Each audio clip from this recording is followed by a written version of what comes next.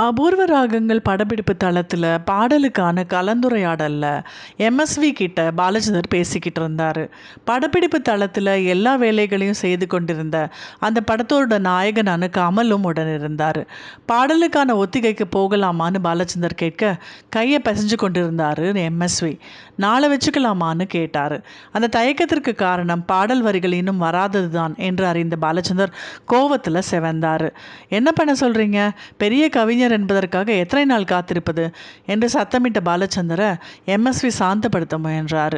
மேல்தளத்தில் தான் கவிஞர் இருக்கிறார் என்றும் தாங்கள் சென்று பார்த்தபோது அவர் உறங்கிட்டு இருக்காரு என்றும் பாலச்சந்தர் கிட்ட கமலும் திரைக்கதை ஆசிரியர் அனந்தும் சொன்னாங்க. ரொம்ப சந்தோஷம், அப்போ ஷூட்டிங்கை கேன்சல் செஞ்சுட்டு நானும் தூங்க போட்டுமா அப்படின்னு கோபத்தில் வெடிச்சார் பாலச்சந்தர் சார். அரை தூக்கத்தில் இருந்த கண்ணதாசனும் அவர் கூறியது அனைத்தையும் கேட்டுக்கிட்டு இருந்தார். பின் எம்எஸ்வியும் சென்று விட 1 மணி நேரம் சென்றது.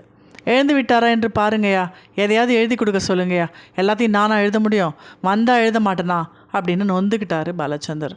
கவிஞரை காண சென்றவர்களுக்கு அவரை காணவில்லை என்ற அதிர்ச்சி காத்து கொண்டிருந்தது.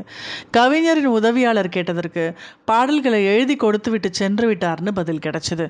கவிஞர் எப்போது எந்த வழியாக சென்றாருன்னு யாருக்குமே தெரியல. அனந்து அவர் ஏதோ எழுதியிருக்கிறாராம், என்னத்தை எழுதி வச்சாரோ தெரியல எரிச்சலோட கூறினார் பாலச்சந்தர். காகிதத்தில் கவிதையாக பறந்திருந்த கவிஞரோட வரிகளை பார்த்த அனைவரும் அசந்து போனாங்க. 7 வகையான பாடல்களை எழுதி வச்சிருந்தாரு கவியரசு. எதை விடுப்பது எதை எடுப்பதுன்ற குழப்பத்தில் கண்கலங்கி நின்ற அனைவருக்கும் அந்த மகிழ்ச்சியிலிருந்து திரும்ப ரொம்ப நேரம் ஆனது. அப்படி கண்ணதாசன் எழுதிய 7 பாடல்களில் ஒரு பாடல் தான் அபூர்வ ராகங்கள் படத்தில் வாணி ஜெயராம் அம்மா பாடிய 7 ஸ்வரங்களுக்குள் எத்தனை பாடல்ங்கிற பாடல்.